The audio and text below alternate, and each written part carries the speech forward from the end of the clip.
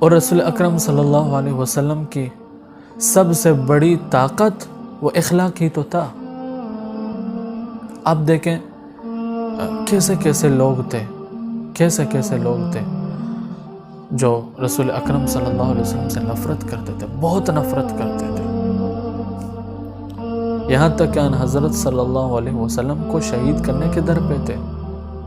وہ چاہتے تھے کہ رسول اکرم صلی اللہ علیہ وسلم اس دنیا میں ایک پل بھی نہ رہے، لیکن ان حضرت صلی اللہ علیہ وسلم کی اخلاق کریمہ کے سامنے وہ لوگ بے بس ہو گئے،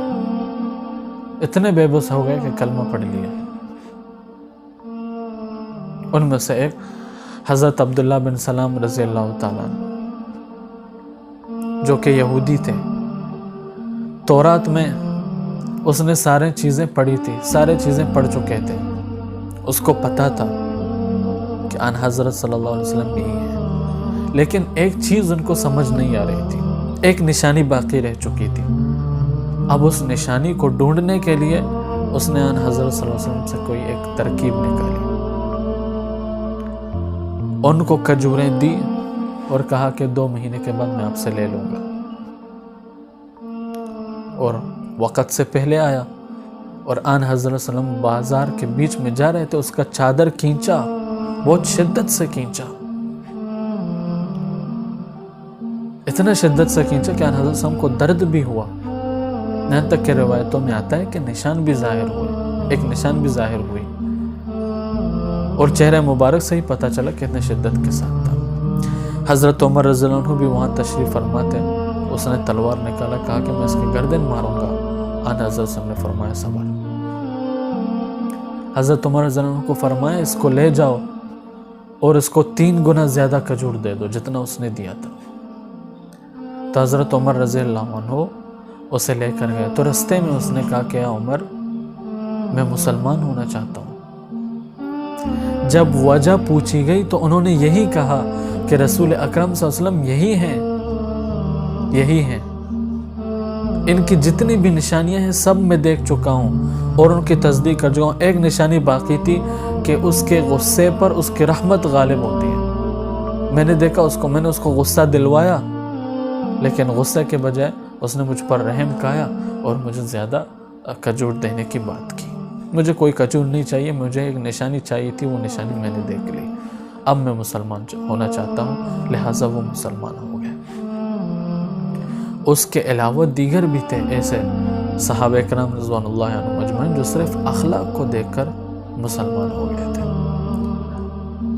اور معروف ترین قصہ ہے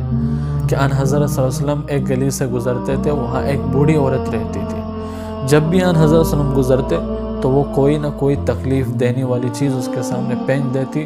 اور اسے اذیت پہنچانے میں کوئی قصر نہیں چھوڑتی، بہت اذیتیں دیتی ان حضرت صلی اللہ علیہ وسلم کو۔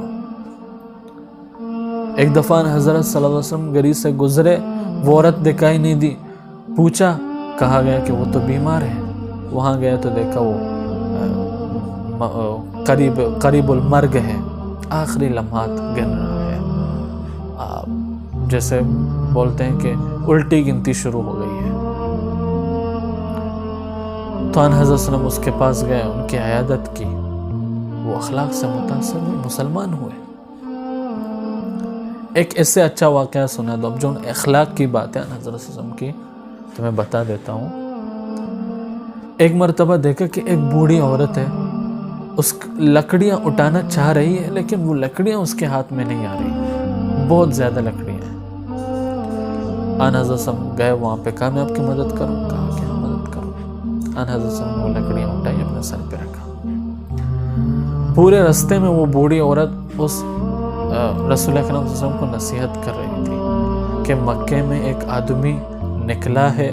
جو کہ نبوت کا دعویٰ کرتا ہے، اپنے آباء و اجداد کے دین کو چھوڑ چکا ہے، وہ جادوگر ہے، ساحر ہے، نعوذ باللہ، بہت سارے گالیاں بھی دے رہی تھی اور بری الفاظ سے بھی ان حضرت صلی اللہ علیہ وسلم کے نام لے رہی تھی۔ ان حضرت صلی اللہ علیہ وسلم نے کچھ بھی نہیں بولا۔ جب مکہ مکرمہ سے دور وہ عورت نکلی، وہاں پہنچی، ان حضرت نے لکڑیاں اتار دی، تو اس بوڑھی عورت نے اس کو کہا کہ وہ اس محمد سے بچ اللہ علیہ وسلم فرمایا وہ محمد میں ہی ہوں،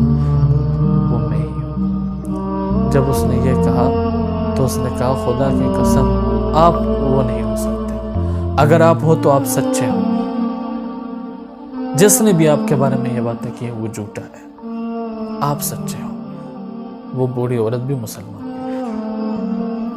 لہذا اخلاق کی وجہ سے بہت سارے مسائل، بہت سارے مصیبتیں رک سکتی ہیں، بہت ساری مصیبتیں۔ اور اخلاق ہی، اگر اخلاق نہ ہو تو پھر فسادات ہی فساد ہے، لڑائی جھگڑے ہیں، پھر ماحول خراب